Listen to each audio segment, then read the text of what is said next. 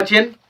তো বন্ধুরা, এখন যে ছবিটার বিষয়ে কথা বলবো, সেই ছবিটার নাম হলো আমার স্বপ্ন তুমি। আমার স্বপ্ন তুমি ছবিটা নিয়ে কথা বলবো, যে ছবিটা 2005 সালে রিলিজ করেছিল এবং ছবিটার পরিচালকের দায়িত্বে ছিলেন হাসিবুল ইসলাম মিজান এবং ছবিটাতে লিড চরিত্রে আমরা দেখেছিলাম সাকিব খান, ফিরদৌস এবং শাপনূরকে। তো ছবিটা কেমন লেগেছিল সেই বিষয় নিয়ে হবে আজকের আলোচনা। তো তার আগে প্রত্যেকটা বন্ধুকে অনুরোধ করে রাখবো, আপনারা চ্যানেলটায় নতুন হয়ে থাকলে অবশ্যই আপনারা চ্যানেলটা সাবস্ক্রাইব করে নেবেন, আর যদি ভিডিওটি ভালো লেগে থাকে লাইক কমেন্ট শেয়ার করতে ভুলবেন না। তো দেখুন, প্রথমত আমি যদি এই সিনেমার বিষয়ে কথা বলি, তো এই ছবিটা 2005 সালে রিলিজ করেছিল। ছবিটার পরিচালক ছিলেন হাসিবুল ইসলাম মির্জান এবং ছবিটার প্রযোজক সংস্থা ছিলেন মাহমুদ হক শামীম এবং ছবিটার গল্পটাও লিখেছিলেন হচ্ছে হাসিবুল ইসলাম মির্জান। ছবিটা সুর করেছিলেন আহমেদ ইমতিয়াজ বুলবুল। ছবিটাতে 5টা মতো গান রয়েছে।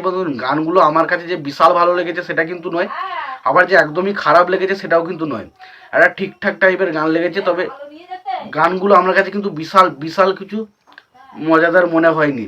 এবার যেহেতু বাংলাদেশি গান আমি কম শুনি, সেই জন্য হয়তো আমার কাছে খুব একটা ভালো নাও লাগতে পারে, বাট গানগুলো কিন্তু আমার কাছে শুনে খুব একটা মজাদার লাগে। তবে কিছু কিছু গান অবশ্যই 2-3টা গানের মধ্যে, 5টার মধ্যে 2-3টা গান অবশ্যই ভালো ছিল, তো গানগুলো শোনা যায়। এবার এই ছবি কে কে ছবিতে অভিনয় করেছে সেই বিষয়ে নিয়ে কথা বলি। দেখুন, ছবিতে সাকিব খান রয়েছে, শাপনূর রয়েছে, তারপর ফিরদৌস রয়েছে, তারপর আবুল হায়াত রয়েছে, তারপর ধরুন নাসির খান রয়েছে, তোরা আরও অনেকেই রয়েছে ছবির মধ্যে, যারা বাংলাদেশে অভিনয় করে অনেকেই কিন্তু ছবির মধ্যে রয়েছে।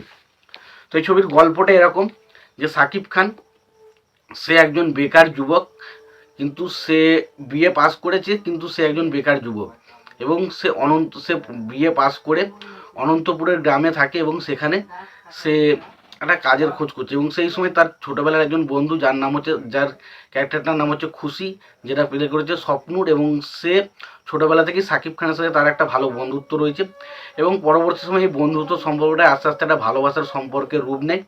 এবং তবে বিষয়বস্তু হচ্ছে এটাই যে শাপনূরের কেসটা, যে শাপনূর সবসময় মিথ্যে কথা বলতে ব্যস্ত থাকে। সে বিভিন্ন জায়গায় বিভিন্ন রকমভাবে মিথ্যে কথা বলে।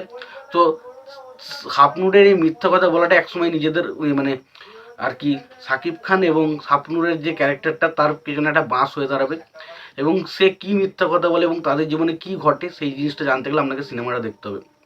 দেখুন, প্রথমত হচ্ছে শাপনূর এবং সাকিব খানের জুটিটা দেখতে হেভি লাগে এবং শাপনূর সাকিব খানের জুটি যত মানে মোটামুটি একটা হিট জুটির মধ্যে অন্যতম। অপু সাকিব খান বা শাপনূর সাকিব খান, তো একটা জুটি কিন্তু অন্যতম জুটি ছিল। তো এই জুটিটা দেখতে বেশ মজা লাগে। পাশাপাশি ফিরদৌস এই ছবিতে সাইড ক্যারেক্টার হিসেবে প্লে করেছে, তার কাজ কিন্তু বেশ ভালো। ছবিটা একটা বেশ রোম্যান্টিক সিনেমা, রোম্যান্টিক বিষয়বস্তু ছবির মধ্যে দেখানো হয়েছে। ছবিটাতে স্পেশালি শাপনূরের সাথে অর্থাৎ সাকিব খানের সাথে যে শাপনূরের যে সম্পর্ক বা রিলেশন, ভালোবাসা, একটা ছোট ছোট থেকে তার প্রতি একটা যে আকৃষ্ট বা এই জিনিসগুলো কিন্তু ছবির মধ্যে বেশি ফোকাস করা হয়েছে। এবং ছবিটা একটা বেশ মিষ্টি প্রেমের গল্প, যেখানে গান খুব ভালো রয়েছে, ছবিটার লোকেশন ভালো, পাশাপাশি দেখুন মানে কিছু কিছু জায়গায় কমেডিগুলো খুব দারুণভাবে ওয়ার্ক করেছে।